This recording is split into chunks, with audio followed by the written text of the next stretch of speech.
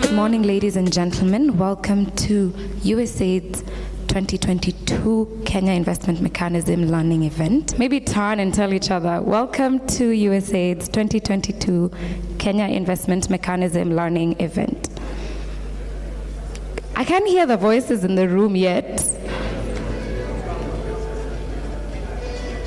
Okay, does everybody feel welcome? Yes. All right then, so maybe now we can just get to it entirely. So we'll be starting the program at this juncture. My name is Luri Tugusuk and I'll be one of your facilitators for the event. I hope you're all ready to connect, learn, and just, get to network with different people at the same time. And I think now we're getting to the biggest part of this event. I'll just go ahead and welcome the lead facilitator of the program. That's Mr. Kevin Randiek from Brand K Integrated and Marketing for our official welcome to the event. Kevin, I think you can take the stage.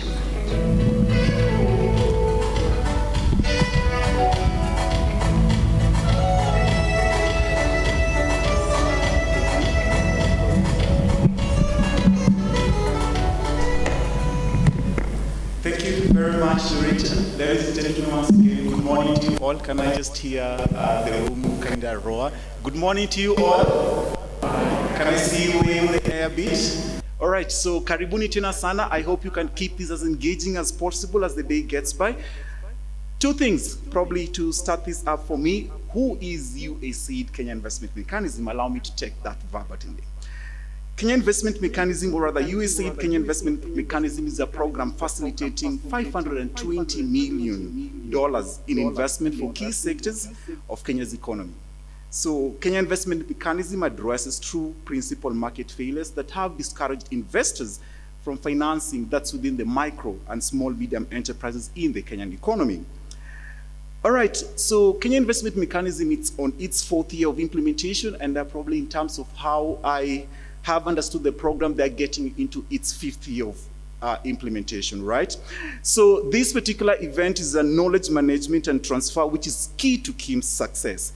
And within the next 2 days, starting right now, and as we keep on unpacking these particular bits, we'll be looking at what exactly is the role, the BASPs, as KIMs call it, that's BASPs, the Business Advisory Service Providers. What role do they actually play when it comes to accelerating opportunities for the small and medium enterprises? We'll also be looking probably at the role various financial institutions do play. Yes, I mean, under the KIM ecosystem, you'll hear banks like KCB, there is Family Bank, there is Juhudi Kilimo, amongst others who probably will also get to interact with them as the day gets by. And I'll just a starting point to it. Ladies and gentlemen, allow me to bring up on a border to the podium gentleman, the Chief of Party USAID Kenya Investment Mechanism, to probably just start this up for us. And just 2 lines in terms of who Mr. Roger Bad is. He has extensive wealth of knowledge in agriculture amounting to more than 35 years. He holds the value and importance of farmers and agricultural communities deeply, and this has driven his work both in the US and within the global platform. All right, ladies and gentlemen, please allow me to introduce to you the Chief of Party USAID Kenya Investment Mechanism, Mr. Roger Bad, to just come up on board and take us through his opening remarks for the event. Right, Roger? Yeah, Roger, please. Thank you.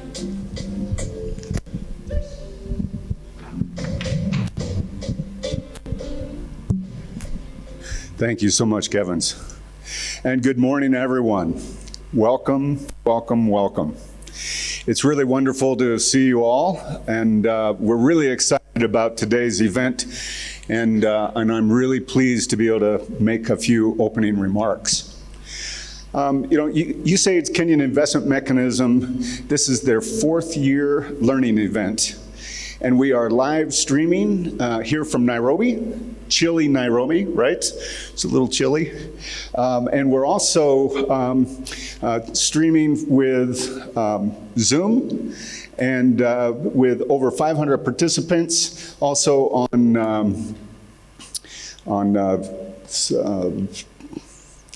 with the other platforms which are in YouTube, our YouTube channels.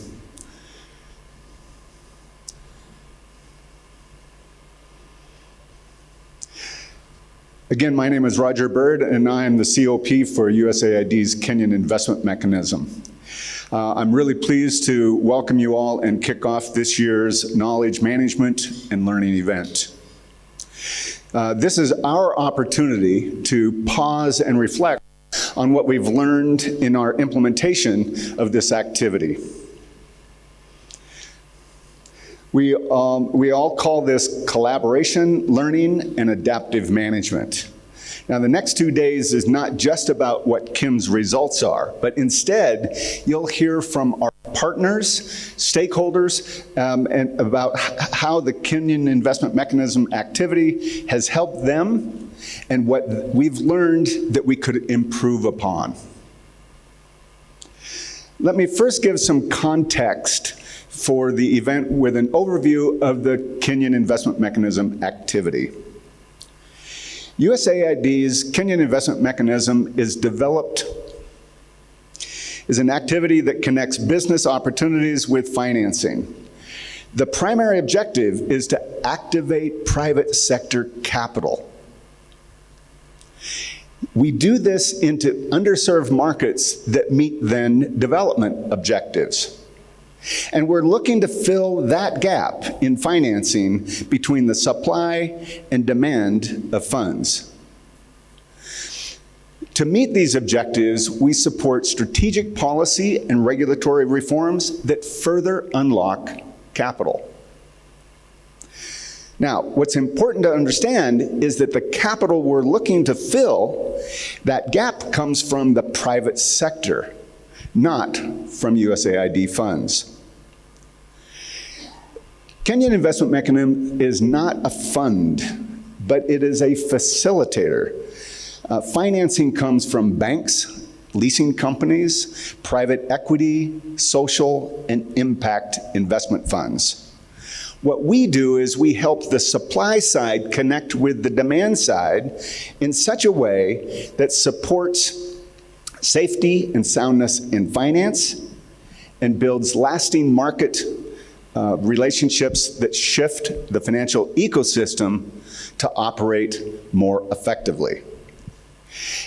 As a development practitioner, what I find most interesting about the Kenyan Investment Mechanism Development Program is that it is the ability to engage sector capital who is taking that capital at their own, using that capital at their own risk, and it's what we call pay for results.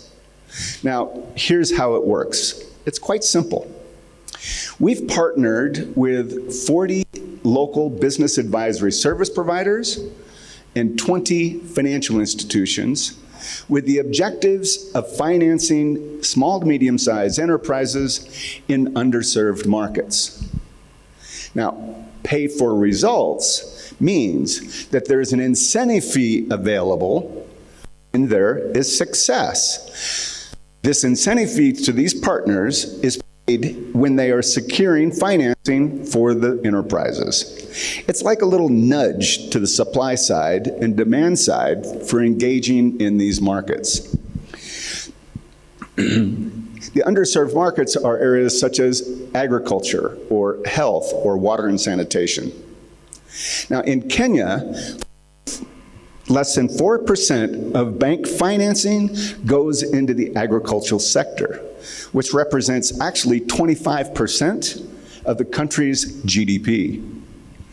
Also, women and youth-owned businesses. These are high-growth opportunities. The Kenyan Investment Mechanism has a 5-year life of project target of $520 million. That seems like a big task, but at this point, just before the end of our year 4, we have achieved 485 million. And so we think that, we believe that this incentive system does in fact speak for itself. I see the pay for results model as an effective development tool. For example, to date, for every dollar that USAID has invested into the Kenyan Investment Mechanism, we have leveraged, what we call leverage, or mobilized $25 into the private sector that is as a result of the financial institutions taking their own risk. That's really good value for money in development. And this is not just about an incentive success fee. In fact, the fees they're quite small. They're generally about 1%. Again, this is designed to be just a nudge. We know that the market charges between 3 and 5% to help businesses structure incentives to be just enough. What I love about this is that USAID is offering payment for services, a success fee, that meets development goals. We continually monitor our structure to ensure that we offer just enough to be able to make the market move. What our partners, business advisors, are telling us that you'll hear from in these sessions is that as a result of USAID's activity, the businesses have gained much more credibility in the market. The business advisors have gained much more credibility in the market as a result of this structure. And the SMEs are much more willing to pay for advisory services today than they were in the beginning. Our business advisors say that over 60% of their SMEs are now paying for advisory services. Compared to when we started, it was 0. This is a sign of the market's movement. And also, when CRIM started, the financial institutions were not working with business advisors. This has changed as a result of the efforts to bring the two groups into a relationship. Partner banks have financed over $7 million in transactions that were brought to them by business advisors, showing a good incremental change into that system. And that's what we want to see, are these relationships developing in such a way where financial institutions ultimately are willing to pay the success fee to the business advisors themselves. This is how it is working successfully in developed economies. Now, we've been supporting our partners with targeted sector training in agricultural value chains, water sanitation, and health financing techniques. And we've embedded these financing techniques into these financial institutions through what we call training of the trainers programs. And we have support new loan product developments that help financial institutions mitigate risks and better match repayments to the enterprise's cash collection cycles. Now, we can't underestimate the value of our policy work, where we are working with counties and national government to build investors' confidence, to improve the ease of doing business, and both promote and facilitate new investments that add jobs, increase livelihoods, and smooth out supply chains and distribution channels. We understand how policies are important in the investment mobilization, and we are collaborating with counties to carry out policy reforms that will anchor key investment opportunities. We want to help build the capacity of the county officials to understand how investments and development policies encourage investors to invest in their counties. Now, based on lessons we have learned so far, we are adapting how our approach to put these we've changed our approach to put the county in the driver's seat. So going forward, we will be inviting counties to request assistance for initiatives that they will co-finance and champion. This approach offers counties the opportunity to lead their own initiatives and build their own capacity to engage with experts like policy drafting firms and business advisors and key strategic investors. Now, the Kenyan Investment Mechanism is not only working on capital mobilization and policy reform. We have a number of other initiatives that we support as well. For example, we are implementing a special women's economic empowerment program that seeks to increase access to financing by women-owned businesses and to take the gender bias out of the market and mainstream gender equality and inclusion. We are also supporting Kenya's pension fund to invest into infrastructure, energy, agriculture, and other sectors, because these are typically large transactions that really help the development of the country. So the Kenyan Pension Fund Investment Consortium, or as we call them, KEFIC, has already mobilized more than $100 million into road and housing infrastructure. You'll hear from the head of the KEFIC Secretariat later, and they'll have an opportunity to be able to describe more about how they are mobilizing pension funds into the market. What's exciting about this particular opportunity for me is that it is a true form of Kenyans investing in Kenya. The consortium also offers American institutional investors an opportunity to co-invest here in Kenya. Now, we support financing opportunities through the U.S. Development Finance Corporation Credit Guarantee Program. Kenyan Investment Mechanism supports 10 credit guarantees totaling $82 million that are supporting agriculture, health, and water and sanitation. We see these credit guarantees as business enablers to better engage SMEs, and we are supporting them with pipeline development, targeted product development, technical training.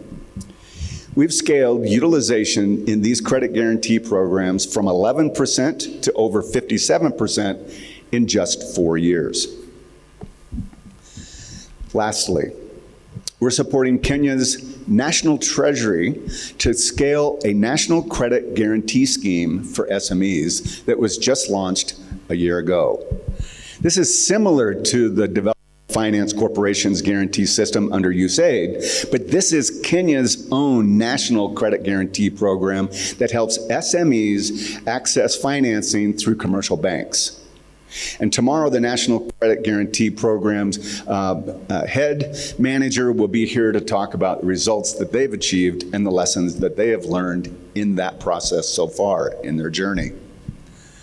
So as you can see by now, Investment Mechanism is a robust program that is championing for sustainable local economic development in Kenya and across East Africa. Over the course of the next 2 days, you'll hear from our partners and our stakeholders how Kenyan Investment Mechanism has engaged in the market, what's working, and what could be improved. In collaboration with our partners, several case studies will be highlighted, and you'll be able to engage with those partners to better understand how the solutions have been employed. Now, while this learning event is not about Kenyan Investment Mechanism's actual results, I do want to take a moment to thank the Kenyan Investment Mechanism team for an outstanding year of performance, for their dedication and passion to improve the financial ecosystem during a time that has really been challenging for us to create and innovate in order to stay true to our goals and our objectives. More and more, we're seeing the effects of climate change, droughts, floods, unpredictable weather patterns, and of course, we've all been experiencing the challenges of COVID-19, where it's disrupted employment and supply chain channels. I've watched this team each month pause and reflect, which is what we're here to do today, is pause and reflect on both what we do and how we do it. They connect with our partners and stakeholders to listen and learn and exchange ideas, to innovate and adapt. Again, this is why we're here. As the saying goes, if you want to go fast, go alone. But if you want to go far, go together. And we know we can't do this alone. And we are really grateful for the collaboration and support of our partners and stakeholders, for their passion and for their dedication, for the friends that we were making along the way, and mostly for their perseverance in countless technical challenges as we've all stayed connected during COVID. And of course, the extended KIM network really offers a huge appreciation to our USAID colleagues who have tirelessly supported and guided our activities. So, with that, let's get this program started. Let's collaborate, learn, and exchange to further Kenya's growth and economic opportunity. That's why we're here. Thank you so very much. I really appreciate the opportunity to be here. You know, as humans, we're not really capable of holding back our passion, our vision, or our creativity. We were actually born to learn and to adapt. And here's what I know. We can't always get it right, but the only real failure is to not try at all. So thank you very much. I look forward to an engaging opportunity with you all over the next 2 days, and it's truly a pleasure to be part of it. Thank you.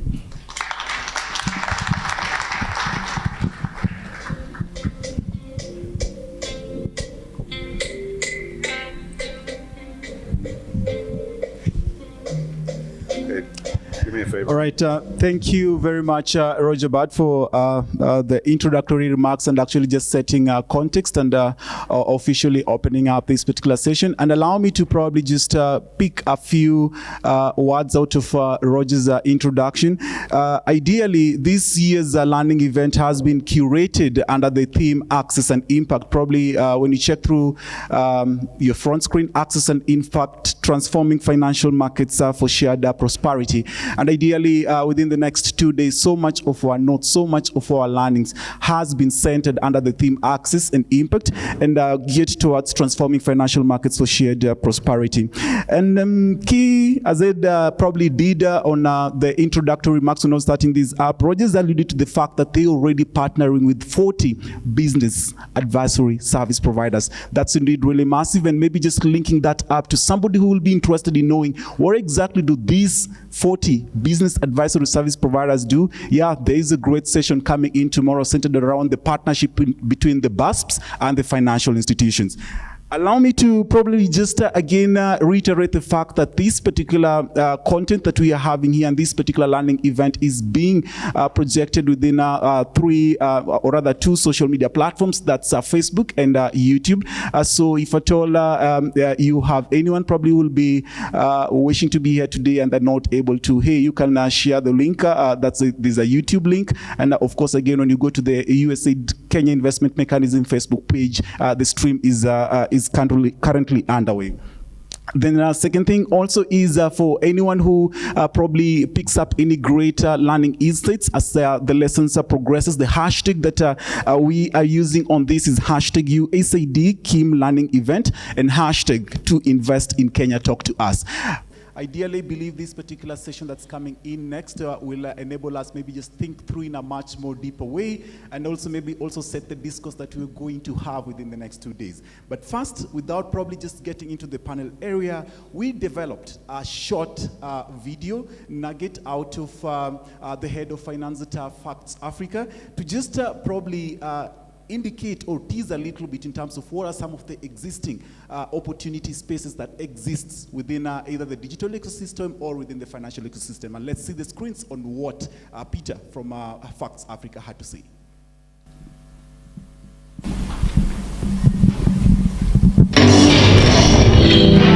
Some of the shifts that do exist, and as a market, one of the examples I can see is insurance whereby it's no update of trade insurance. So that's something that I do believe that this needs to be looked into, and more prayers need to pray about into this one. I think the other one that I see is on advisory, especially on the financial advisory. I feel that people professional skills need to come up and do professional advisory to SMEs, because one of the reasons why they're facing problems in terms of their financing is because they don't have the right advisory. And eventually, whenever they're given working practice or issues, they end up having regarding issues to do with how to manage their finances. One of the opportunities that any business person is in this country needs to take advantage of, especially in the IT sector and developers. This is an exposed area whereby developers need to take advantage of what is happening in this country. They're becoming a tech country, and if you don't develop softwares which are able to help even these ugly value shades, they can able to give a records, they can able to process information. This is the right approach, and I see the opportunity in many young people, many young men and women who can be able to tap into this and make a living out of it.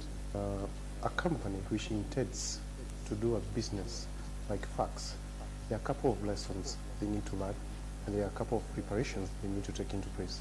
Number one, the biggest registration. They need to understand the registration of the RAD, whereby what are the regulations into the finance sector when you want to explore this particular side. It's normally a very tactical way of looking at business, so that you avoid any exposures that may come in the eventuality that you are faced with challenges to do with registration. Another one I may talk about is the culture of business. So any business you want to do, you have to do a proper due diligence and understand the market you're going to get into. What is the culture of that business? How do people relate with your products? So you have to analyze it properly so that you don't make a mistake of selling the wrong product to the right people. So that is another factor that I believe that people should do. All right. Right there was a clip coming in from Peter, who is the head of finance at Facts Africa. We'll be seeing Peter up in a few. Allow me, ladies and gents, to just take you through into what comes in next in our program. This is the first session of this particular two-day affair centered around financial innovation, development, and uptake. And it gives me much more pleasure and room to introduce them to you Nina Shaban, who's going to be the moderator of this particular segment. A brief introduction into who Nina is that Nina Shaban is a business news anchor at NTV, and she has massive experience in reporting the news from a business and a finance standpoint. Ladies and gents, please allow me to urge you to introduce or rather to clap up and encourage Nina as she gets on stage to take charge of this particular audience. Nina, the podium is all yours.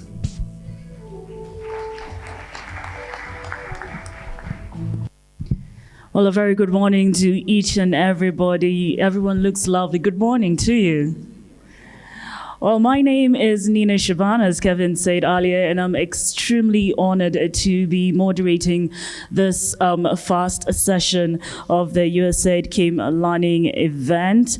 And just to give you a background on what exactly the first session is all about, we are going to be discussing financial innovation, development, and uptake. Now, to shed some light on the topic of discussion before we allow our panelists to join us on stage, here's some context. Small and medium enterprises, they are the main drivers or economic drivers, especially in this country. And they are the main economic and development drivers, as I said earlier. Now, they, however, have constrained by lack of access to finances and financial institutions that are not willing to work with them or offer credit facilities, which is quite unfortunate. And this is due to lack of collaterals. So in light of this, capital-constrained SMEs have limited access to raising capital. And as such, factoring a technique or techniques used to stimulate lending to agricultural value chains, is prescribed as a source of working capital and financing and the ideal financial model for the high risk and unstructured, or what we term as undeserved. Now, very quickly, I'd like our panelists to join us on stage. I don't need to speak much. The people you need to hear from are our very able panelists, and I'll start off with, there's only one lady on stage apart from myself, and I feel like that's quite unfair, but we'll work on that next time. So Anne Munjek, please join us on stage. Anne, as she joins us, kindly give her a round of applause.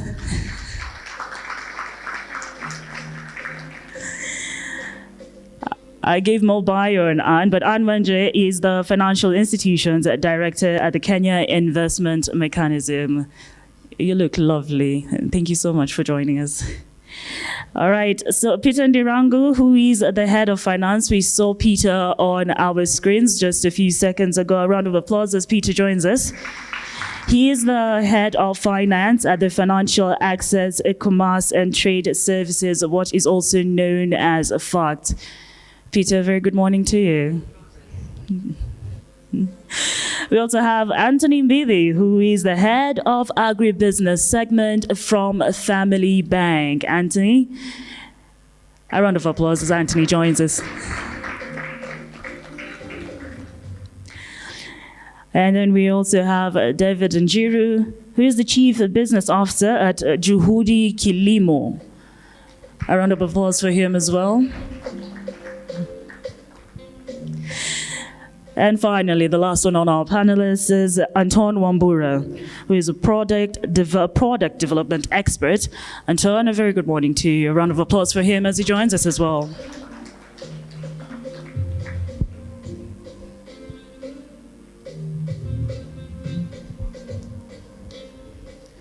Ladies and gentlemen, my very able panelists, just allow me to shed some light on who exactly they are. And I'll start off with Peter Ndirangu, who the gentleman we just saw on our screens a few minutes ago. He is a certified public accountant of Kenya, whose forte is in accounting, and he holds a master's in business administration from Strathmore Business School. His passion for agri-finance and value chain finance led him to successfully undertake an executive certificate in agriculture finance. A round of applause for him. I'm going to make you clap for a couple of times because, I mean, they do deserve it. And then we are going to also hear about Anthony Mbithi, who is a highly competent individual in the field of agribusiness who has assisted financial institutions to design and implement scalable financial solutions to value chain actors in the agriculture sector. Now, he also holds an MBA in strategic management from Southeastern Kenya University and a certificate in agricultural financing and agribusiness from Kenya School of Monetary Studies. Okay, we also have David Njiru. David has over 20 years in microfinance, and he brings on board a vast wealth of experience in building and training winning teams, brand management, people management, business development, and credit management. David holds an MBA in strategic management and a Bachelor of Education degree. Now, Anton Wambura is a financial services and organizational development expert. He has extensive experience in commercial and investment banking, financial risk management, insurance, credit risk management, cooperative management, microfinance, and Islamic finance. Now, he has played a pivotal role in the financial services sector in Kenya. And I'll wind up with the only other female on stage. That is Anne Mwanje. Anne is a corporate banker, transformational and financial coach.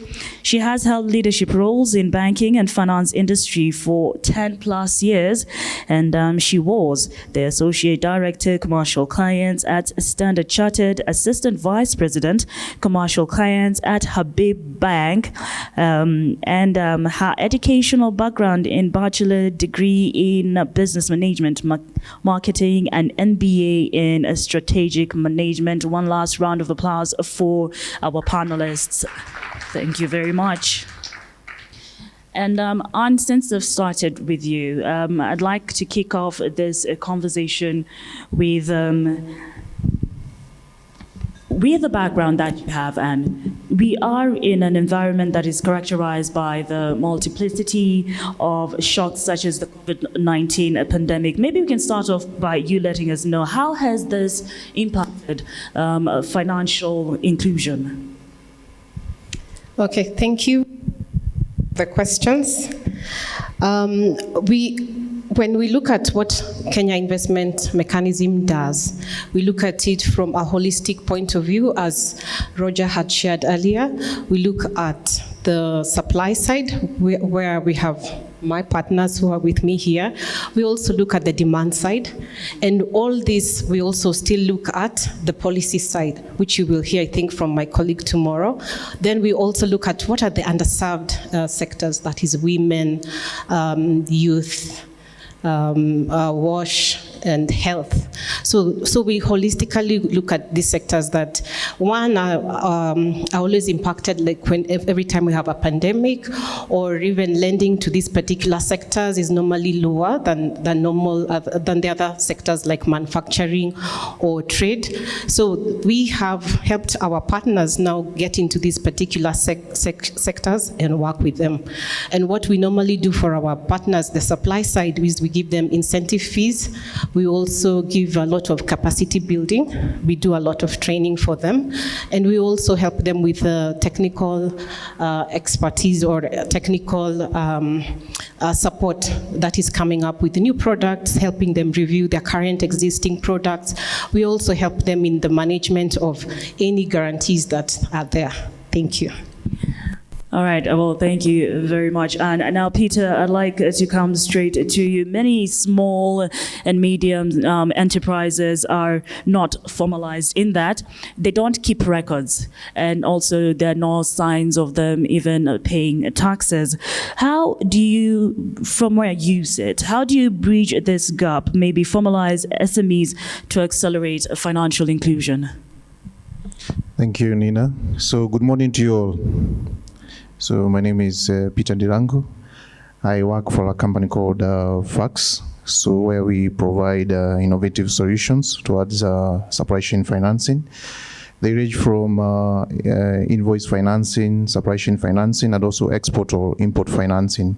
So going to your question, what we do is that we try to bridge the gap between the missing middle, whereby most of the SMEs, financial institutions, especially banks, shy away from advancing credit to these SMEs.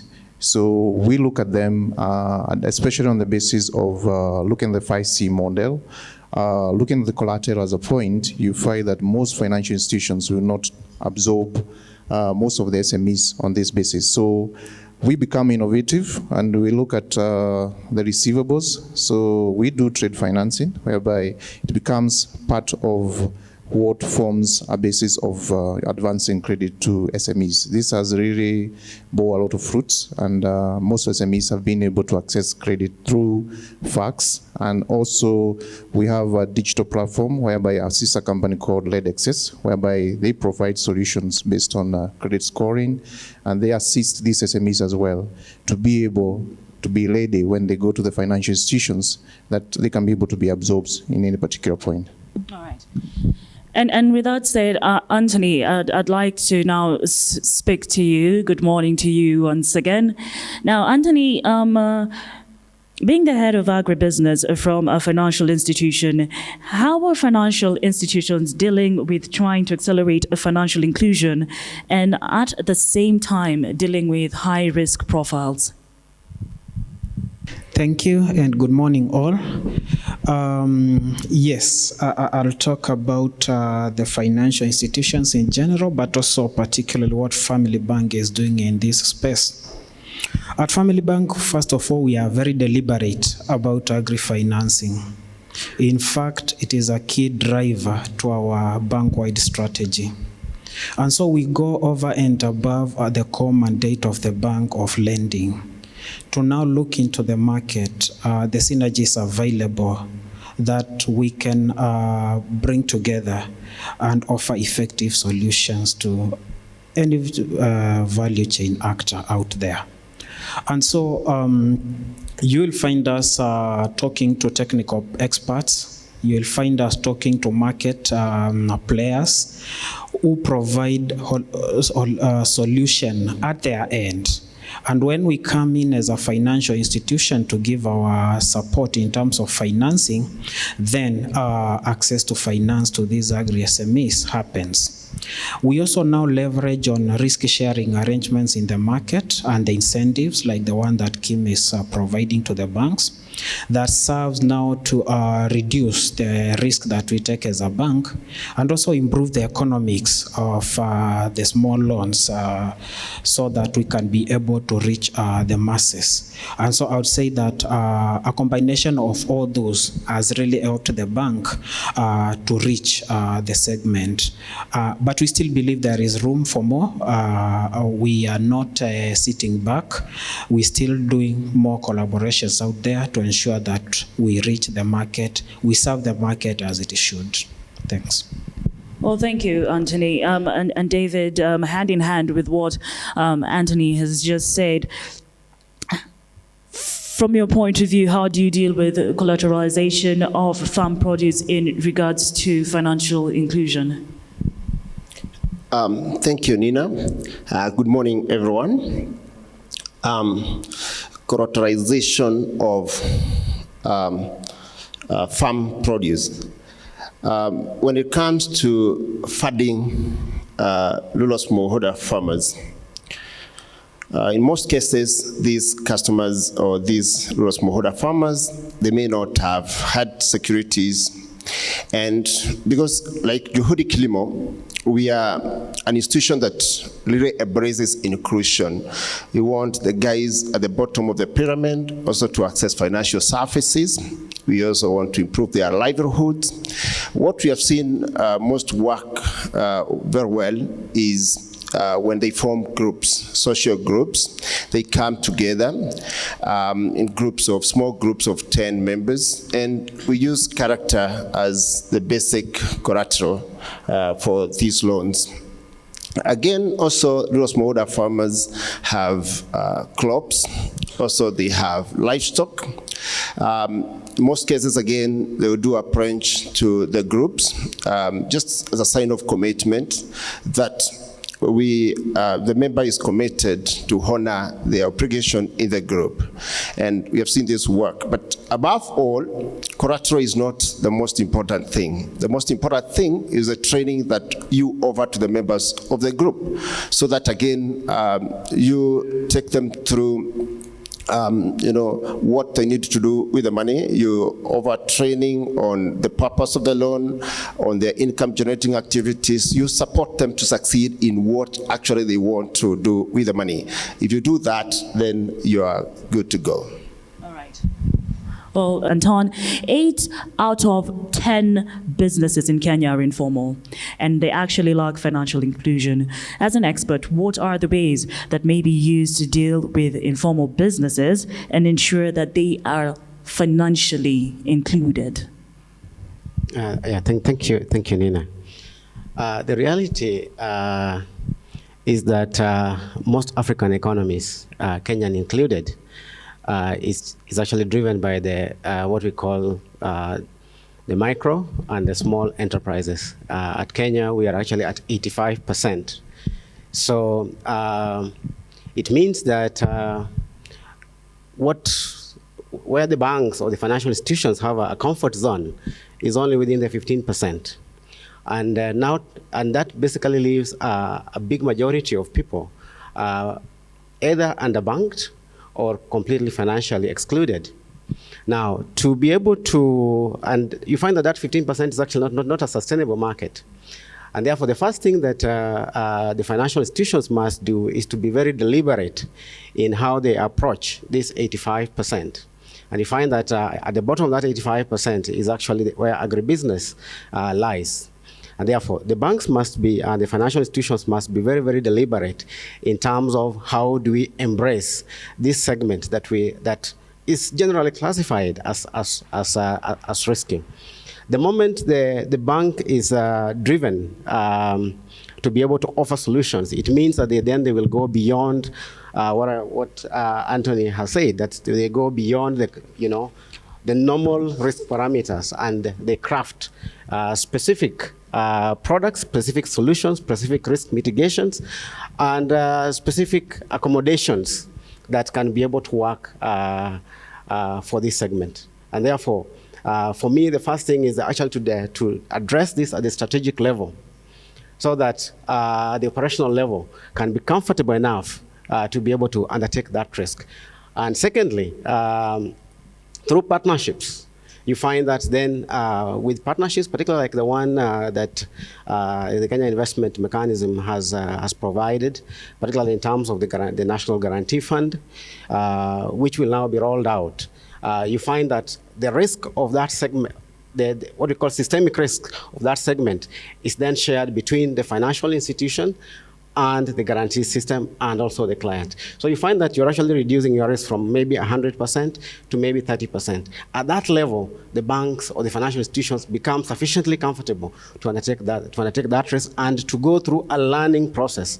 Now, as they learn over the first 1, 2, 3 years, then they'll be able to get comfortable with some of the markets that were perceived as risky, and then they're able to move on with lending, even without the guarantee system being continued. Thank you so much. All right. Well, thank you very much, Anton. Now, Anne, I'd like to come back to you. As Anton has said, and as everyone actually has said, SMEs or informal, the informal organizations are the ones that drive the economy in this country. Now, they have been identified actually as the main economic drivers and for employment as well in the country. They, however, face numerous barriers that prevent them from participating in the economy. How does the Kenya Investment Mechanism seek to bridge the gap to ensure the inclusion and development? Okay, thank you.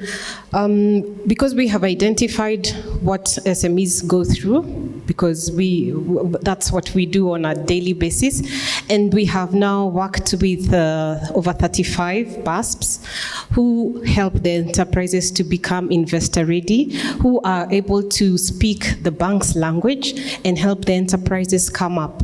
So they will, when the enterprise goes to a BASP, they'll be able to get their records set straight. They'll be able to get advice in terms of the strategic plan.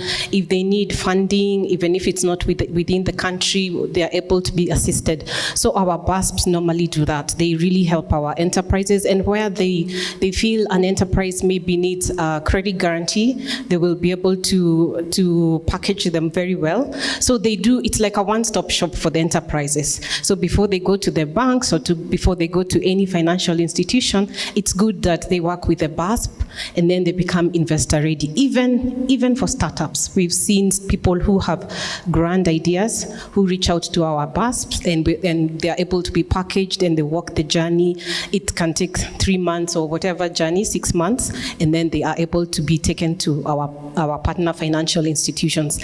That way, even the time it takes to approve a credit proposal from the BASP or for the enterprise is even reduced, because they come ready. Everything is, they help tick certain boxes for them and open doors for them. So that is one of the things that we do.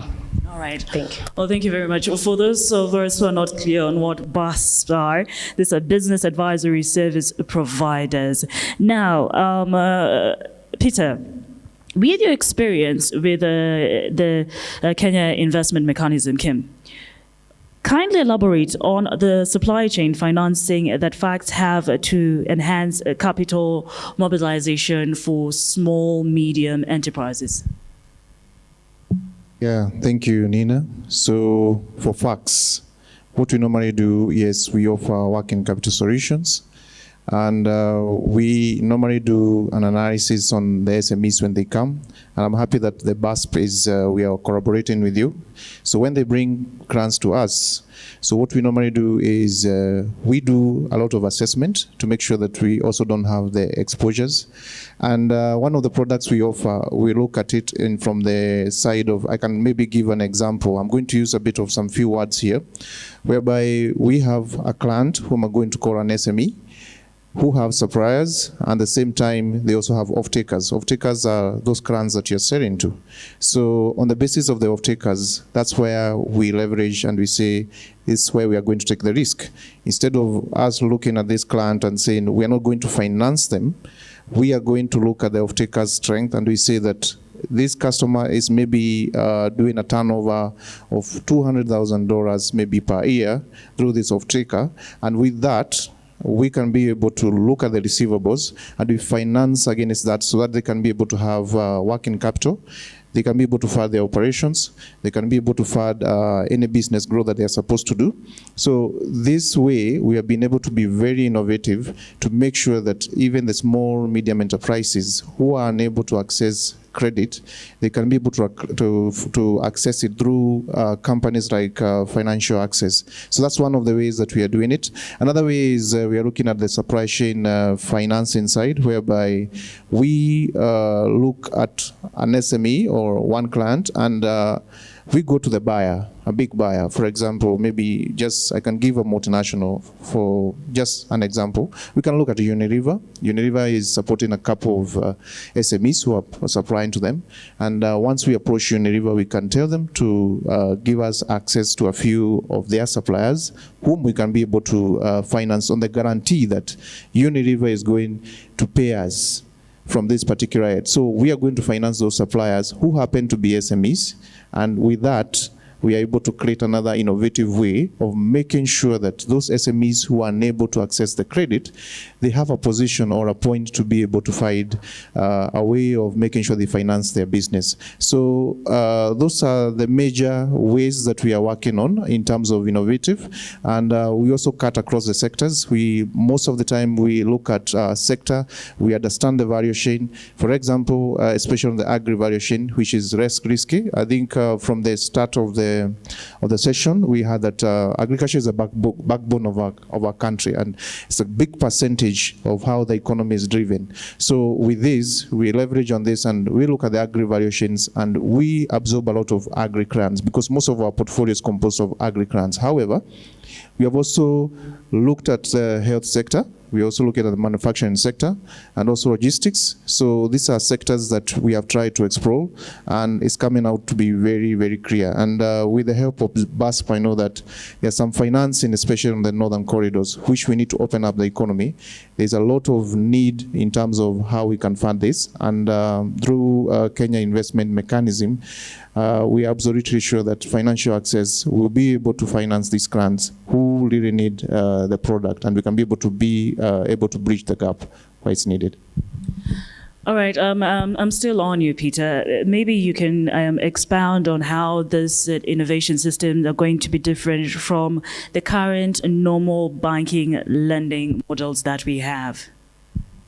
Yeah, we are different because we do not have quite a number of requirements. Number one is that we have our own platform, whereby we call it eColor platform. We have been built it from scratch, whereby our clients are able to see what's happening inside out. Every time you have even updates every morning, whereby it reminds you if it's an invoice which is supposed to be paid, you are able to access through that. Then number two is that we also collaborate with the bank. Not that we are competitive with the banks. We are collaborators with the banks.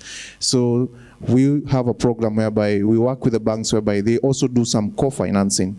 Since we are experts in understanding the value chains, we are able to be in a position to see and identify these SMEs which are in need, and we can be able to finance from the side, whereby the bank also comes in as a partner to be able to assist and drive this economy. So differentiating ourselves from the bank, I would say, yes, we are non-regulated. So we could say that in Kenya, we are at the NBFIs. And although very soon in terms of registration, the CBK is almost going to start regulating NBFIs, but we are not deposit taking.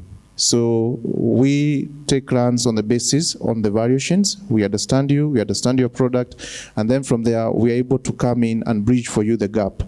Amongst the various forms of capital where you get your debt, we are able to provide you working capital, not necessarily loans. It's not a loan, it's a working capital, short term, which should come into cycles. So I don't know whether I've answered on that side. Very well answered. And Anthony Mbidi, I would like to know, how is a family bank, as a financial institution, what role is it playing in advancing lending in the agricultural sector? Thank you. We are taking a very bold step as a bank to venture into this sector, which has many a times been branded as risky. I think most financial institutions have shied away from financing agriculture on account of risk. But I think the understanding of agriculture is very little, so to say, particularly here, because any time that you mention agribusiness or agriculture, people tend to think about the producers or the farmers there. But they also forget that there is a whole value chain up to even manufacturing and export. And so when we concentrate on the production side, we miss out, because there are interventions that you can make at buyer level or processor level and impact the person who is down there. And so we are looking at that and combining our financial solutions with the knowledge that exists outside there. And that's why I say it is very hard for a bank to say they are financing agriculture if they are doing it in isolation. Partnerships become very key, because the knowledge that you need to know about the technical aspects of agriculture, the different income cycles for the value chain actors out there, the risks that you are about to encounter as a financial institutions, you may not have capacity to know all that. But now when you bring on board these partners who may be technical, or you look also at the market, if these things are financing as a financial institutions, where are they going? Is the market steady enough? Is it enough to support all the farmers that I want to finance? If you don't have that information, then you will still stick to that narrative that agri is risky. In fact, lack of information is, I think, the biggest hindrance to financing of agri. And we've taken a deliberate step as a bank to go out and seek partnership. Most of the financing that we are doing in the market is actually in partnership with others. And so we find it as a more effective way of approaching this segment, other than sitting in our offices, designing products and assuming that they will serve the market. We've also received a lot of support also from DFIs and development agencies that now help to catalyze that appetite that we have for the sector. Yeah. Well, thank you very much. David, I'd like us to take a look at Marta's digitization, and maybe you can share with us how Juhudi Kilimo leverage the digital innovations to meet the needs of the smallholder farmers. Thank you, Nina.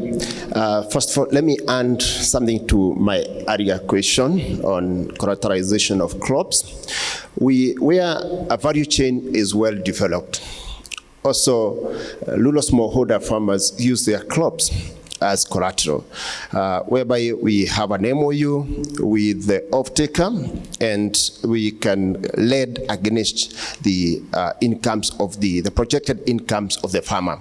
And we have seen that again, support rural smallholder farmers in terms of getting more money to invest on their farms and, support their livelihoods.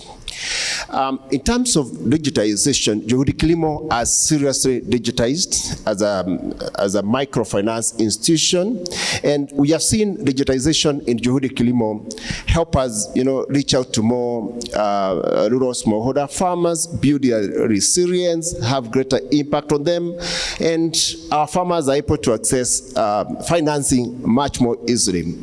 What you have done at Juhudi is that, one, we have digitized the whole loan process. That when rural smallholder farmers come together in a small group of 10 members or thereabout, they are able to borrow a loan at the group level without filling any paper, without having to fill a form, an application form, for the form to go to the office, and then the loan is processed. So our officer goes there with a POS, with a point of sale gadget, and they're able to originate a loan at that point. And the members of the group, they are able to offer their guarantee at that point, either using biometrics or by responding to an SMS prompt. And immediately the loan is submitted to credit risk for approval, and within hours the farmer is able to get the loan they have applied for. So that again helps our farmers get the loan very fast. We have also developed an app called Juhudika, whereby our rural smallholder farmers, either using, they can access either using USSD or the app. We have those two options. And using the app, they can be able to borrow an emergency loan. Using the USSD, they can be able to borrow the emergency loan. So at the comfort of their homes, they're able to borrow an emergency loan to sort their emergencies, maybe at the farm or at the family level. But above that again, the Juhudika app offers to our customers a learning platform where customers are able to learn on the best agronomic practices. They're able to access weather information from the app, and this supports them to succeed in their farming activities. So it's not just about giving them the money. We'd want to see the customers succeed actually in their rural smallholder farms, so that once they succeed, we are sure they'll be able to pay the loans, and they're able to support their families as well. Well, thank you very much, David. Anton, drawing reference to Kenya Investment Mechanisms initiative towards collaborating with partners in the financial institution space and product development. Now, please share more insights on the wins and challenges of product development. Yeah, thank you, Ina. And I have been very fortunate to have partnered with Kim as a product development expert over the last 1-2 years. And over that period, we have been able to develop now about 6 agribusiness products with some of the leading financial institutions in Kenya, including my friend, my namesake, Anthony Mbidi. We spent a whole week in the bundus of Nanyuki trying to develop a feedlot product. As they say, in Kenya they say, kwa ground vituni different. So that's actually one of the critical success factors for agribusiness. You cannot do agribusiness at the office. You must go to the ground. Because there are very many, agribusiness has got very many differentiators, including just in terms of ecological zones. Whatever works in Kitale will not work in Mount Kenya. So you cannot develop, let's say, what we call a national product. Now, going back to the basics of this, the first thing is that agricultural products cannot be generic. They must be very, very specifically tailored to the market that you are seeking to serve. as my colleagues have stated, you even need to leverage specific partnerships for specific agricultural value chains. And therefore, that means that you must look at the exact value chain that you want to support in its entirety. You must look at it in its entirety and actually link the nodes, right from the input providers to the farmers who are the producers. And a lot of times, for a long time, agribusiness has only been done at that level, that for us to be doing agribusiness, then we must finance the farmer. That's actually not true. There's much, much more. You need to link that farmer to probably an aggregator if they're small-scale farmers, and also by the scale. So if they are large-scale farmers, they can actually access the markets directly. But if they are small-scale farmers, then you need to aggregate them and link them to an aggregator. And then the aggregators are actually linked to processors. And then the processors are actually linked to the final consumers. So if you can actually look at that entire value chain, you can actually look at how do I facilitate financing across this value chain, either from the farmer level going upwards or from the end consumer going downwards. And actually that you find that when you actually inverse the entire process, then you actually find that you have opportunities even for things like contract farming, which then, based on the MOUs that David has talked about and partnerships agreement, let's say with off-takers, with processors, with exporters, and then you find that you can actually take comfort in that contractual arrangement and create fair trade, what I call fair trade contracts. And then based on those contracts, you are actually able to deliver financing to the farmer for a specific market or for a specific produce, and then you are able to get your payment directly from the off-taker. And then based on that, you are able to leverage finance to the farmer even without security, so that you actually overcome the first risk that the small-scale farmers may not have any other collateral other than probably the land which they are tilling. But even the reality is that on the ground, you find that even the land probably is in my grandfather's name. So yes, I have the title, but the land is in my grandfather's name, who is actually 3 decades dead. There has been no estate administration, and therefore, for all intents and purposes, that land is actually useless in terms of from a collateralization perspective. So we have to be innovative around the entire processing on how we are looking at agribusiness and the specific solutions that we want to provide for the small-scale farmer.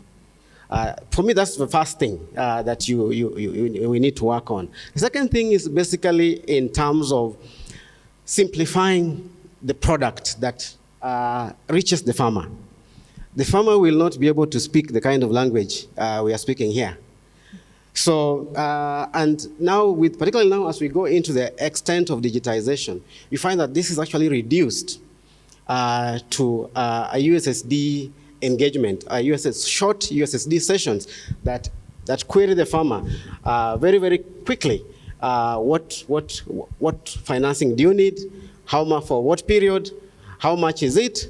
And based on a lot of algorithms that you will be able to do in the background, and actually this is where partnerships come. You find that because the farmer will actually not have all these records.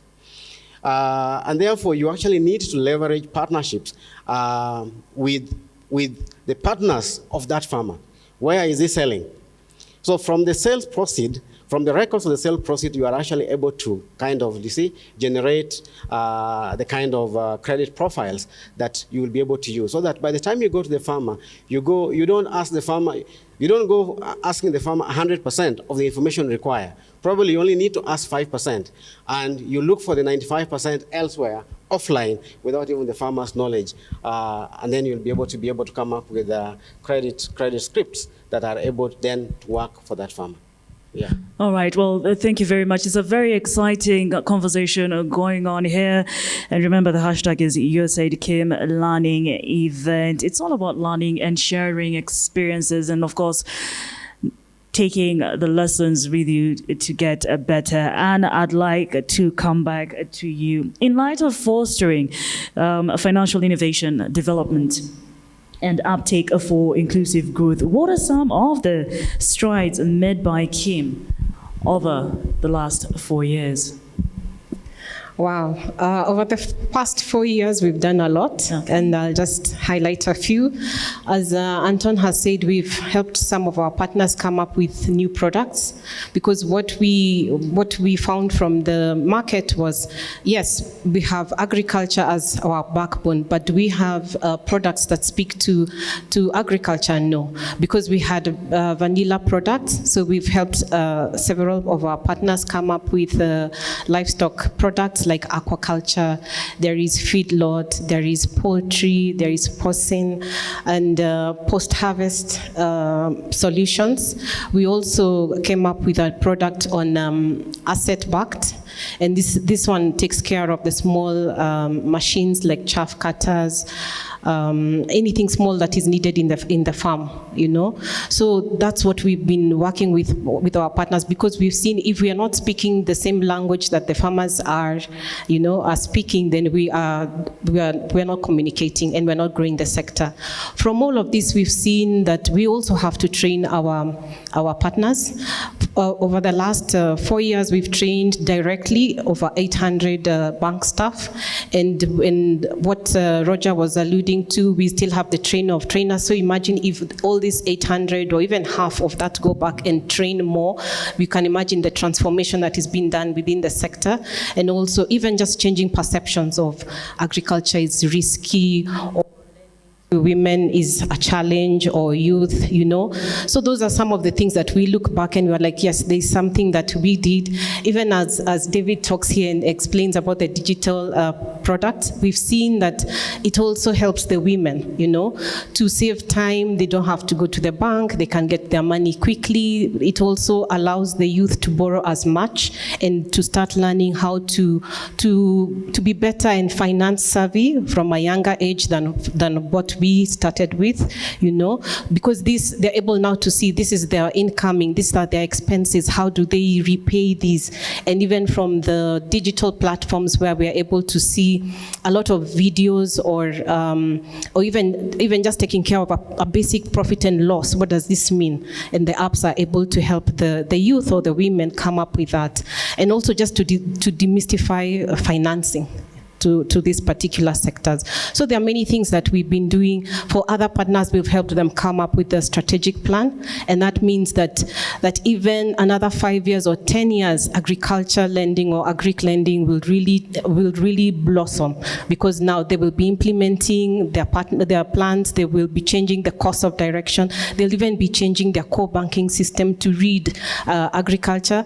Anthony here will also tell you that they have also changed internally how they view agriculture, even how the credit process changes, is taken through, because you cannot look at a person in trade the same way you look at agriculture, because one has to have maybe a bullet payment, or you have to tweak it to suit the season. But for trade, it is vanilla, it's every month. So we are glad that the steps that we are taking, they are bearing fruits. Thank you. Ladies and gentlemen, a round of applause for the strides that the Kenya Investment Mechanism has made for the past 4 years. Now, Peter, what are the challenges that you've encountered when it comes to implementing innovation of capital mobilization? Thank you, Nina. I'll start by saying that any financial institution, they're in the business of selling money. So sometimes that's the whole reason why you see they shy away. But just to highlight a few, one of the biggest challenges that we have come across is about documentation. You find that trade documents, financials are not aligned. So this one will always make any financial institution to shy away from you, because there has to be some statistics for you to be able to access credit. So that's one of the things that I have seen a challenge. And one of the things that I can say that SMEs also forget is that if you don't give the right records, your cash flows will always tell you a story.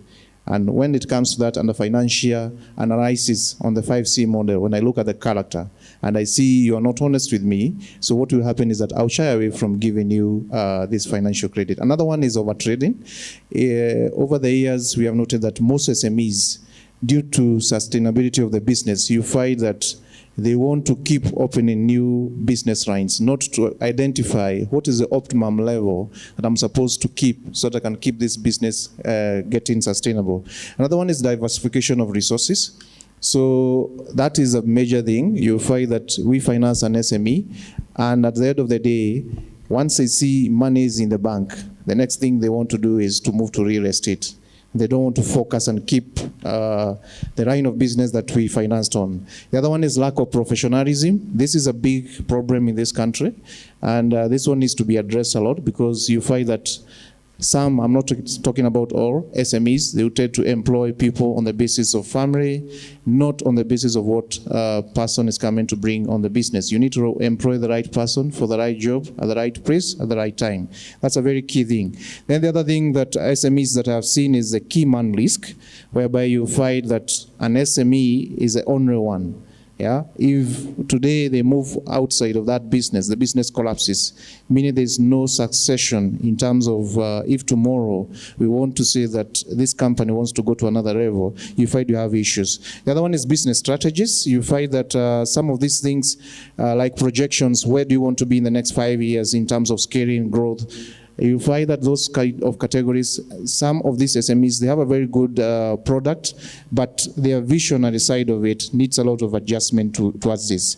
Then business structures, we have found out, and this is very important for SMEs, whereby you need to address the governance issues. That's what we have been telling them, whereby have some external parties who can put you on check. You need to be told the decision you're taking, there are consequences to this decision. So that's very important. And also reporting, you find that most SMEs don't keep and don't look at those numbers in terms of reporting. The other one is about the seasonalities.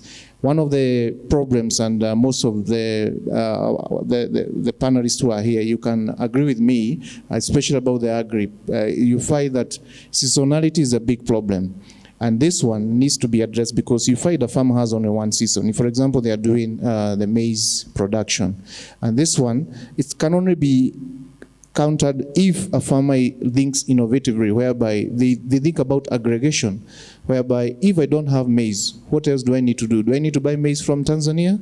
Do I need to buy maize from Eastern African region, and so that I can keep the business being sustainable? So those are the few challenges that I can be able to highlight because of time, and I can say that they have been preventing SMEs from access on the finance. All right, and I'm still on you. How would you describe the engagement between business advisory service providers and small, medium enterprises? Yeah, I would say that in terms of BASP, I would say they are doing a very good job, because we have worked with a couple of them. And one of the things is that they prepare, especially on these challenges that I've highlighted, they are able to identify the bottlenecks where they are. And before they come, there is like a filter whereby they have been able to be taken through a couple of lessons. What you need to do to be able to access the credit financing. So with this, I would say that this is a very cordial relationship that is coming up.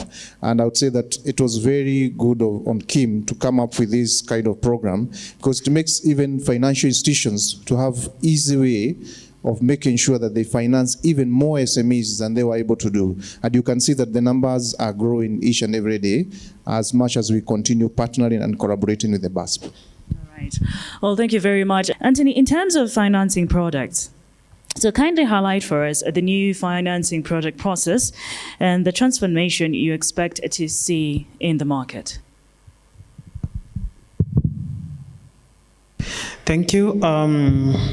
This is a market-driven affair. I think there is a departure from how we've been doing things in the past. I alluded to the fact that most financial institutions used to sit in head office, think about a solution in the northern Kenya and coin a desktop solution and take it to the market. It has never worked. The approach has changed, and particularly here at Family Bank, whereby we are taking a market-driven approach, whereby we go out there. If it is about livestock, which is a focus value chain for Kim, I would want to listen to people in Isiolo, in Marsabit, in Garissa, And also their markets here in Nairobi, those people who are doing exports, what are their challenges? What are their opportunities, either existing or emerging? How do they feel that they should be supported by financial institutions? And that is the starting point. Before I even come and sit down and start writing a paper on the same, I now have adequate feedback and information from the real people who do the real thing from the ground. That way, when I launch a product targeting that market, I'll be comprehensively addressing their need. Of course, there are challenges to that, by interacting with them, you also now engage them on possible solution. So if drought or climate change has been hitting these counties bad that produce 90% of the livestock products, and I'm measuring on livestock because that is actually what Kim is supporting us in doing, then are there solutions? And is it a solution that the bank can only provide, or it calls for multiple stakeholders coming together to address that? And that way now we are able to roll out a product that responds to the needs of those of that segment, so to speak. And so the journey of product really is to say, for all now financial institution and any other partner who wants to really assist the agriculture in general, now not just livestock, it must start from the people themselves. And that way, then we will not have rejections. Another thing is also now the capacity, both from the supply side and the demand side. And that is what has really impressed me about Kim. They looked at both sides, because it doesn't help to capacity build the banks to lend to agriculture when the other side is not ready. And I think that is what the BASPs are doing. It also helps now for these people to move towards each other in terms of what is required for each party, so that financing or access to finance can happen. Thank you. All right, our very able panelists. And now, Kevin, you ready for us? Okay, fantastic. Maybe you can stand up and start off by telling us your name, where you're from, and we can shoot to the question. Okay, thank you very much. My name is Constantine Kandie. I represent Media Advisors, that's helping mobilize investments to develop Africa. I'm also a founder member of CAPFIC, which is bringing together the pension sector to co-invest to support our infrastructure development in the country. Thank you so much to the panelists on financial innovation, development and uptake. My question is, I think, to everybody, but specifically targeted to the whole question of innovation. I'm not sure that I really heard a lot about how we are recognizing the specific peculiar challenges that SMEs and agribusiness sector have, to really incorporate them in a continuous learning process, so that beyond this program, they will be able to continue interacting with the service providers, with the banks, and continuing to be innovative as a way of continuing to run their business, so that they are not dependent on the banks providing solutions, but that they are providing solutions themselves. Thank you. Thank you very much. Anton, would you like to take that up? Yeah, thank you, Constantine. You find that, and thank you for that question, it's a very relevant question, because for a lot of times it is assumed that financing is actually a silver bullet to all the problems of SMEs. The reality is that financing could only constitute about 40% of the need of the SME. And as David alluded earlier, I think they have also incorporated a learning a virtual learning process, platform within their digital platform. Now, the reality is that businesses, particularly the micro and small enterprises, require much, much more than financing. Even most of the time, financing should actually come at a much, much later stage than it is normally requested for. If you ask maybe out of 10 SMEs, you ask them, what's your biggest challenge? They'll tell you capital. The reality is that capital could be a challenge, yes, but the reality is actually that capital is not the only challenge, and actually it's not the first challenge that they are actually experiencing. Probably they're experiencing issues with markets, they're experiencing issues with their products, even when they have a good product, they are actually not packaging the product properly. They are, most of the time, and that's why the BASC become very, very important, they are actually having challenges with their books of accounts and their operations management and all these other things. And therefore, even as a financier comes in to provide the capital, whether it is working capital or investment capital for machinery or for production, it would actually be foolhardy for that financier to provide. If the financier fails to recognize the other weaknesses within the institution, then the chances of default, which will actually arise from another quarter, are very, very high. And therefore, my advice and my encouragement is that as the financier goes into, and actually that's why I like the BASC process, when you incorporate these financial consultants to look at the business, they actually identify all these other challenges that the SME is experiencing.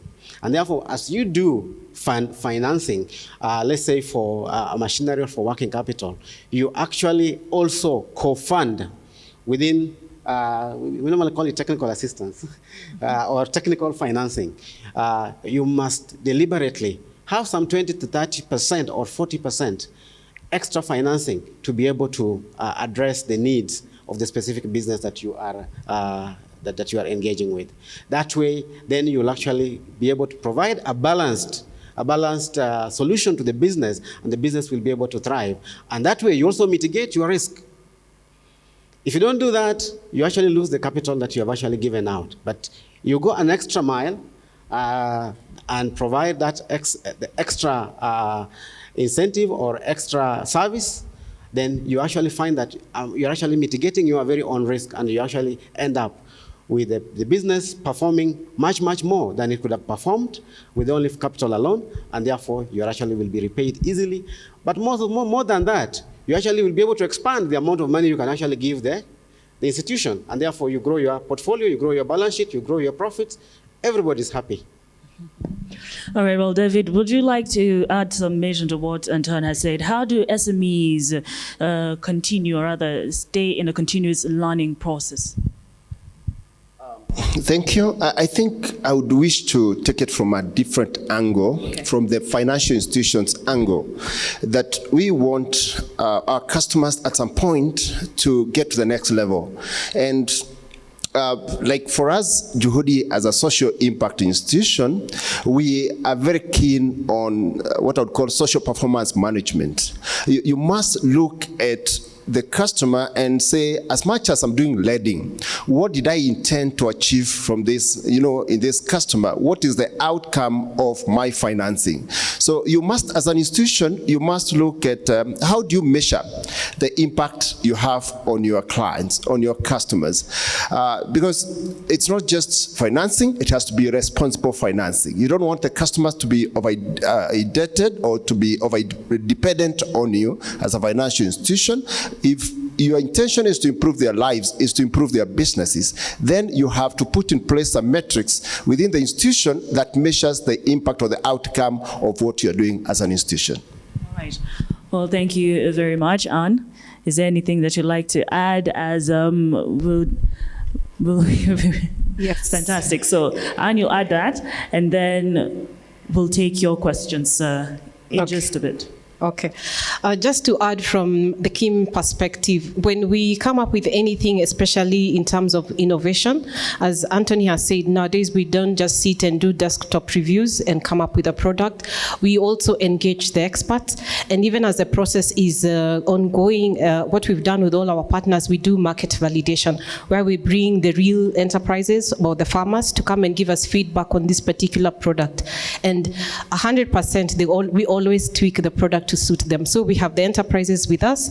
We also have our BASPs with us, because one of our partners, their product in aquaculture, they were able to get a lot of BASPs interested in it. And also they were even able to go and see a lot of enterprises along the lakeside. So it is a journey. By the time the product is coming to be launched fully, I can tell you the uptake will be very high, because we are working, all of us, from the financial institution to the BASP to the enterprises. So that will ensure that we live long, a healthy product that the uptake is quite high. All right. Thanks. All right.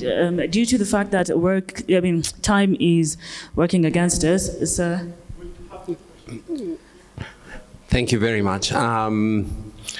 My name is George Jenga. I'm a program manager with the Kenya Small Business Development Centers. I direct my question to Anthony Mbithi, but anybody can answer it.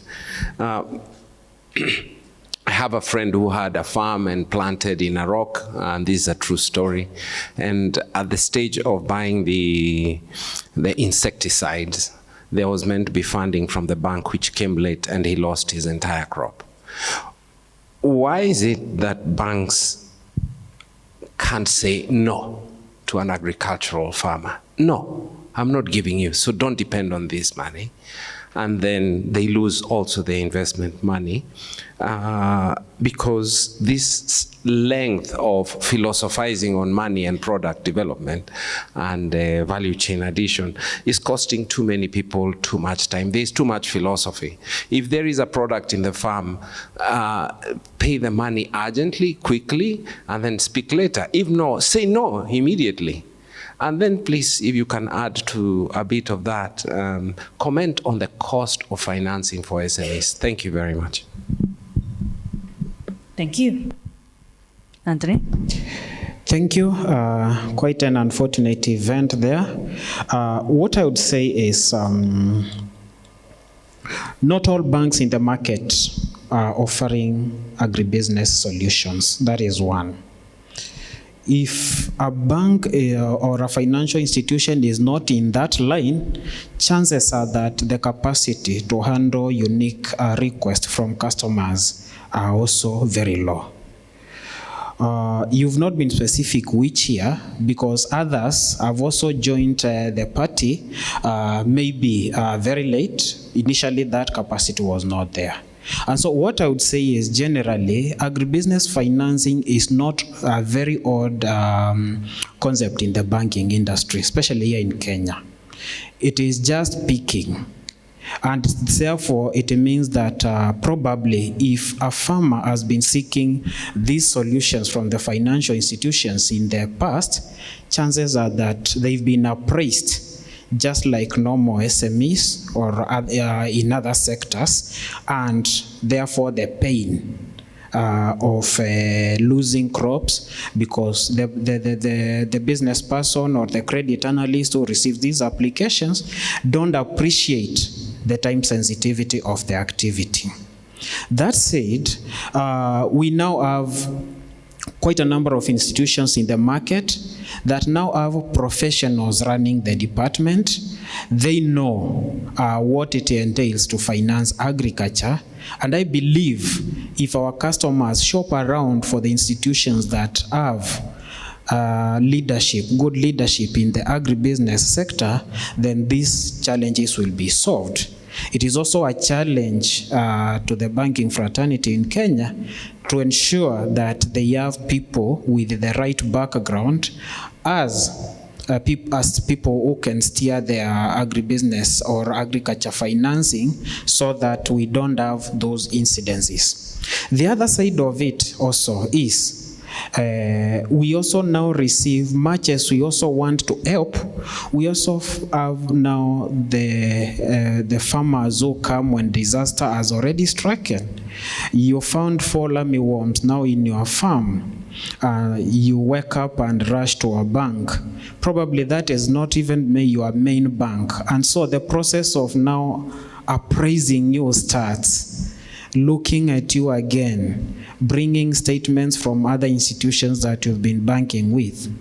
And yet we know a delay of 2-3 days or even a week can mean disaster, can lead to the loss of the entire crop. It also calls now for proactiveness on the side of the farmers who want financial support from institutions, because coming at the very last moment will not help you. The bank still has to do some due diligence on you, and for that to happen, it is good that we anticipate that we will expect this. Since we are going into this season, I may need this support, and so I should keep my bank ready. The costs of financing. I think currently, even after the interest rate cap was removed, the market didn't move a lot. Although we've seen some institutions that have now gone to risk-based pricing, most institutions are still at 13% per annum.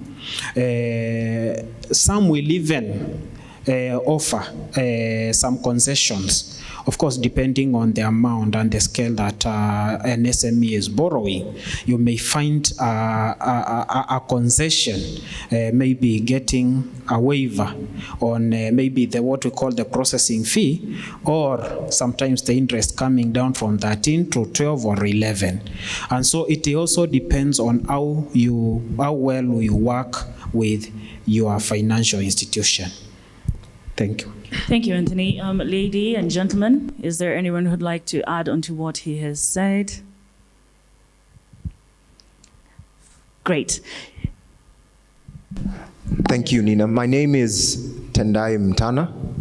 I am the County Executive Committee member from Mombasa County, and mine is actually to all the panelists, and it's on the issue of what you're doing and where you're going with your partnership with the telcos, the telephone providers who are now one of Kenya's biggest financial institutions.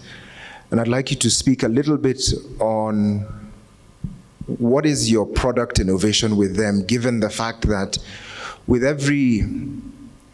most Kenyans today who are on some financial platform on a telco or another, you as banks are also sitting on that same infrastructure.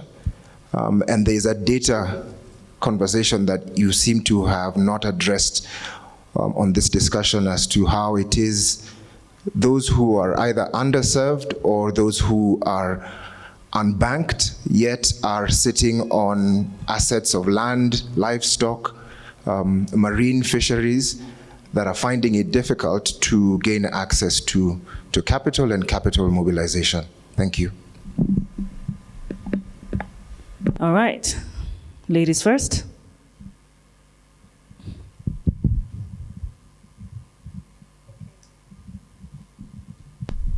Thank you for your question. I'll just speak broadly because we don't have any products as Kim. But from what we've seen from our partners is, one, they're able to work with a lot of apps. They have their individual apps. There is Juhudika. There is also the one for Family Bank. We have other partners who have seen in the audience. They each have an app. There is no financial institution that does not have either an app or an USSD code where they are able to work with the farmers. Number two, we have a lot of digital information that is actually stored in these apps. So like there are some who will be able to raise a vet. There are others who will be able to give learning the way Juhudi is. There are others who will be able to help you with your profit and loss statements, just showing you income and expenses. So all of them have something that they are doing. So I will allow them to each share with you. Thanks. Yes, David. Thank you. I think, Juhudi, we have seriously partnered with these telcos, and from our platform, customers are able to pay loans using M-Pesa, for example, and we don't have to do reconciliation. It hits their accounts directly, and they get a message, again, a receipt for their payment, for their loan, whether they are individuals or they are group clients. Also, when it comes to disbursement of loans, before in microfinance, customers used to get checks, then they travel a long distance to go and deposit the check in the nearest bank, then wait for some days for the check to clear. Nowadays, we just approve the loan, like I said, digitally. Within hours, the customer receives the money in their M-Pesa wallet. So that partnership is really working to enhance inclusion, to enhance access to the rural smallholder farmers, and it's really improving even efficiency for Juhudi Kilimo to bring down the cost of reading. Thank you. Yeah, thank you, Mr. Tendai. That's a very, very insightful question. And I think the crux of the question is actually going beyond integration to real partnerships. And there are three players here. One is the financial institution. The other critical player is the telco. And particularly for Kenya, it's actually the M-Pesa platform. And then the third one is actually somebody else who is sitting in the middle. That is now the real technology company.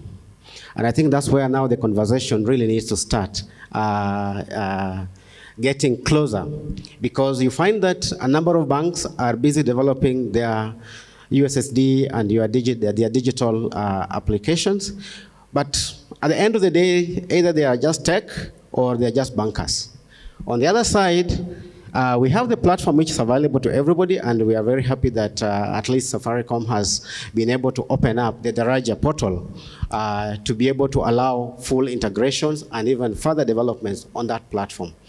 But I think the conversation needs to be increased between the technology firms, the agri-based firms, so that the banks actually do not develop application or tech apps for themselves, but actually develop the applications for the farmer. So if you look at M-Farm, DigiFarm, I think that's actually where the conversation now needs to go closer, so that it's more of a collaboration effort rather than my app competing against your app. And then from there, then we can now be able to share data between these two ecosystems. Because we are now having various ecosystems, but a lot of them are actually operating in silos. It is good. It is now time we actually now go into full interoperability between data access between all the various ecosystems that are being developed by various parties. Okay, now we have been heavily allotted that our time is up, so I'd like to hear our panelists' closing remarks. Now, this session has come to an end, but the conversation has not come to an end. Nina? Maybe, pardon me to interrupt you. There's a nudge that came in from the audience. Somebody really wanted to ask a burning question, and she urged me that this is from a women perspective, and that's why I'm just requesting my directors behind the scenes to allow me to sneak in this question. Phoebe, probably could just come on set and put in that question across to the FI as you wanted. Then I will get it to you, Nina, and you'll get to the final remarks. Phoebe, just come on set. Yeah, please, just feel free. Thank you very much, Kevin. My name is Phoebe War from Lamido Consult. There's a lot of innovation that is coming up from the banks, but you've forgotten about the women. We'd really like to see what kind of innovation you have for products for women exclusively to be able to support women access finance. Thank you. Sonuna, you could guide that to make it a bit quick, then we'll get back to our next set. All right, well, thank you very much, Phoebe, for that question. Anthony, I think we'll start off with you. Thanks. I'll speak for the industry. I think we've seen various financial institutions coming with women proposition. This is now not specific to women in agriculture, but women in business. And so for us who are in Agri, we are just stakeholders in the whole conversation. Particularly in Family Bank, we've gotten support from an organization called Value for Women that has been training our staff, and we have now a dedicated department taking care of women in business. And in the next less than 30 days, Family Bank will be launching its women proposition in the market. So please watch out for that. We will be able to share with the market what we are going to offer through that engagement. Thanks. All right, I wanted you to kindly wrap it up with your closing remarks as we wind up, because, as I said, we have been heavily alerted that our time is up. Thank you. I think to the audience, all I can say is that having spent most of the time here talking about partnerships, if you are out there and you are a player in the agriculture sector, we would like to have a conversation with you. Let us know what you are doing. Let us know the kind of solution that a financial institution of our standing can offer, and we'll be more than glad to have that conversation and avail a solution that was much needed in the market. Thanks. And as you speak of having a conversation with them or with us, where will this conversation actually take place? After this, where can we find you? Well, I'm available here throughout the day. I'm seated at Family Bank Towers head office. That is where my office is, first floor. Am I allowed to give my contacts? I can share my contacts on the sidelines of this first day of this event. There you have it. You can get Anthony's contacts after this particular session. Peter? Yeah, thank you, Nina. So it has been a very good morning. I would say that as my part in short, through these learning lessons, especially through the financial institutions, I would love to say that things to do with collateral should not stop any SMEs from accessing finance. What we need to do is to be innovative, and we also need to go out there and look for information whereby, apart from ordinary banks which are renowned, there are other financial institutions which have tailor-made products for these organizations, and they can be able to help you to grow because they come into the missing middle. So if you learn, you look at these learning sessions, you can be able to understand and see that the need is there, and also the link is what is missing. So if you can work on the link, you're able to access the finance no matter in how it is. So for my team, today I didn't come alone. Maybe I can tell them to stand. They are just behind. I have two ladies. This is Aisha and and Teresa. So thank you. So in case of anything, we have a table outside there. We can be able to assist for any questions, any feedback, and more information will be, we are here for the whole day. Thank you. Thank you, Peter.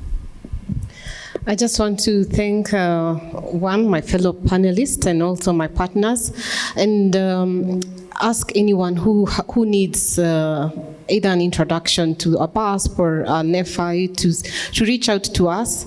I know our communications director will share the details on where we are on LinkedIn and Facebook and all social media.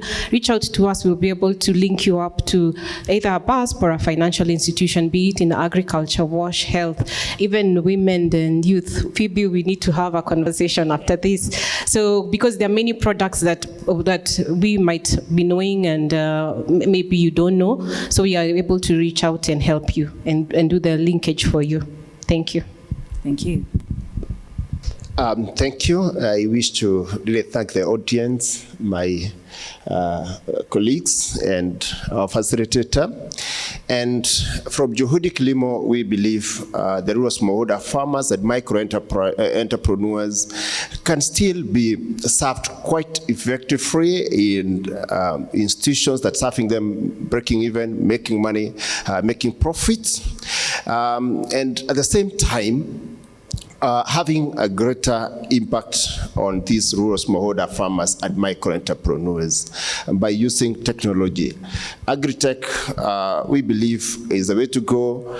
We believe using digitization platforms to enhance efficiency for the institution and access for the rural smallholder farmers and micro entrepreneurs will help us become winners, all of us, both the micro entrepreneurs, the rural smallholder farmers, and the financial institution. So thank you so much. And at Juhudi, we are open for business, not only for group clients, the rural smallholder farmers. We also do financing for assets. We also do working capital for the people in the value chain or the SMEs, and we are really looking forward again to support the people in this country, those who are in business and those who are in agriculture. Thank you. Thank you, David. Anton? Yeah, thank you, Nina. Mine is, I would say that it's been a good run, an excellent run with the KIM team, particularly for the portfolio that I have handled. 6 financial products in less than 2 years is no mean achievement. Normally, a financial product can take up to 9 months, sometimes more than a year, if you're digitizing it to develop. And therefore, basically, it means we have done 6 years of work in less than 2 years. That's kudos to that. Similarly, also on the capacity building of the financial institutions, more than 800 stakeholders, sector leaders have been trained. This normally does not happen. Actually, I've been a financier myself. We do 1 or 2 trainings in a year. I think for the last 1 year, we have done more than 8 trainings courtesy of this. So mine is to encourage that initiative to continue and basically to urge the financial institutions really to embrace the agri space more. There's a lot of solutions that are coming on board, and they're coming at a much faster rate so there's actually need for transformation, as we have heard from our co-panelists, that the way they were looking at agri before is not the way they are looking at agri now, and therefore let us also embrace and move on with the positive current to be able to deliver more solutions to the sector. Thank you so much. All right, thank you, Anton. A round of applause for our panelists this morning. Now, the conversation on financial innovation, development, and uptake does not end here. If anything, we've just gotten started. And we have eaten 15 minutes into your time, Kevins. Sincere apologies, but let me bid our panelists goodbye by appreciating them. On to my farthest right, we had Anthony Mbithe, who is the head of agribusiness segment from Family Bank. A round of applause. And just after Anthony, we have Peter Ndirango, who is the head of finance, financial access, commerce and trade services, head of finance from FACTS. A round of applause, kindly. And the only other lady on stage with me, Anne Wenje, who is the Financial Institutions Director from the Kenya Investment Mechanism. Thank you so much. A round of applause for her. David Njiru, who is the Chief Business Officer of Juhudi Kilimo. Thank you so much for joining us. And finally, my neighbor, Anton Wambura, who is a product development expert. Thank you. A round of applause for Anton. I'd also like to thank Konstantin. Thank you so much, George, Tendai, and Phoebe. Well, and Phoebe, in the next few hours, we will be having a conversation on unlocking capital for women entrepreneurs. So we'll delve deeper into that, yeah? In the next few hours. Ladies and gentlemen, my name is Nina Shaban. I've been your moderator for this particular session. It has been an honor. I'll be back in the next few hours to talk about women and capital. So good morning and enjoy the rest of your day.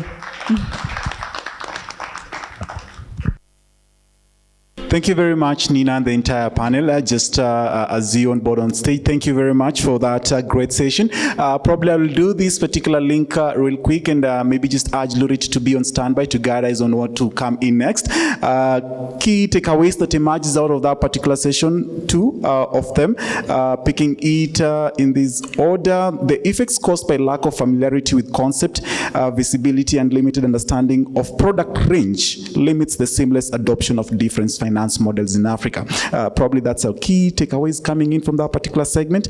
And also one last one, putting it at 2, is investing in SMEs requires good quality information on credit and payment history of beneficiary enterprises, and lack of such information significantly increases the credit risks to factoring companies. As Lurid gets on stage to just take us on to what comes in next, allow me to just also remind you that this particular conversation goes on within the respective social media handles, and for anyone joining in, the key hashtags that we're using, let me just pull it up, is hashtag USAID Kim Learning Event and hashtag to invest in Kenya Talk to Us. Lurid, if you stand by, I'll urge you to just pick it up and guide us through on to what comes next. Thank you. All right, thank you, Kevin. I think that was a very good and interactive session. Just a quick highlight, maybe just a food for thought for the panelists and everybody inside this room right now. There's a guy from Mombasa named Edward, and he mentioned that the biggest problem he faced as an SME is the lack of proper financial structures that can enable him to access loans from any financial institution. And he poses a very big question that I think can be a food of thought within this particular day for everybody in the room. And he says, is there a way that these financial institutions can actively develop training programs to help small and medium enterprises understand what exactly is needed before we get loans? And it's very clear that so many people don't understand so much. So is there a way it can be actively be done and ensure that they're all able to participate actively in the whole process of inclusion in the financial system? So maybe that's just the last thing I would say at this point during the panel. And just to give direction on what's next, we will now be proceeding for a health break. The health break should take about 20 minutes. So I'm hoping we can be back at around 11:40 for the next session. And Kevin's will take it from there when we get back. Yeah.